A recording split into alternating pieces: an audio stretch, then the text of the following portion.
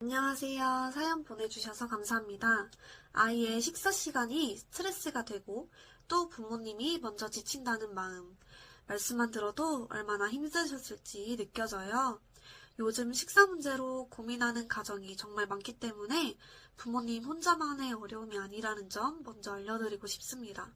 사연 속 아이는 숟가락을 들지 않고 멍하니 앉아있거나 냄새만으로도 고개를 돌리고 한 입 넣어주면 금방 뱉어버린다고 하셨어요.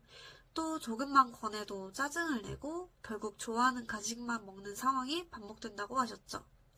이런 모습은 아이가 단순히 고집을 부려서가 아니라 식사라는 상황 자체가 아이에게 부담스럽고 힘들다는 신호일 수 있어요. 아이들은 감각이 예민해서 음식의 냄새나 질감이 불편하게 느껴지기도 하고요. 식탁에 앉는 순간부터 부모님의 걱정과 긴장감이 그대로 전달되면서 불안이 올라올 수도 있어요. 또 예전에 억지로 먹였던 경험이 있다면 그 기억이 남아서 식사 그 자체가 압박처럼 느껴지기도 합니다. 그래서 지금 이 아이에게 필요한 건 왜 못 먹어? 라는 시선이 아니라 이 상황이 아이에게는 아직 버거울 수도 있다 라는 이해예요. 부모님이 잘못하고 계신 건 전혀 아닙니다. 어떻게든 먹여야 한다는 책임감, 또 아이의 성장에 대한 걱정이 크니까 한 입만 먹어보자. 이거 먹어야 크지? 왜 이렇게 안 먹니? 같은 말이 나올 수밖에 없어요. 그런데 이런 말들이 반복되면 아이는 식탁을 편안한 자리가 아니라 압력이 느껴지는 자리로 받아들이게 되고 그러면서 먹는 것이 더 어려워지기도 합니다. 그럼 지금 이 상황에서 무엇을 해볼 수 있을까요? 우선은 먹으라는 말부터 살짝 내려놓기를 권해드리고 싶어요.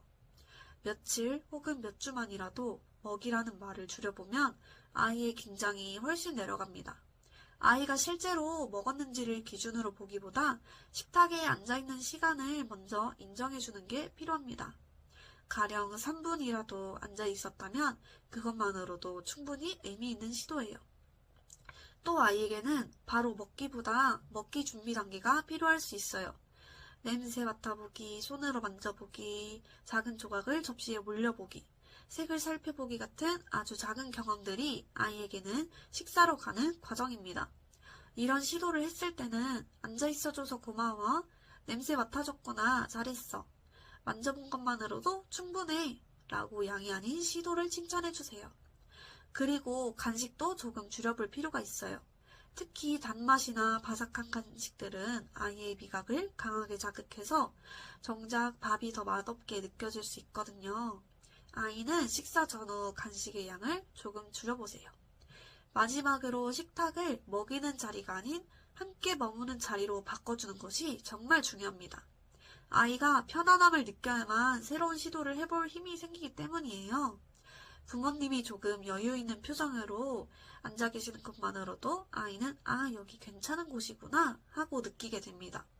식사 문제는 짧은 시간에 생긴 게 아니기 때문에 금방 해결되진 않지만 지금처럼 아이를 이해하고 식탁의 분위기를 바꿔놓기 시작한다면 분명 변화를 보실 수 있을 거예요.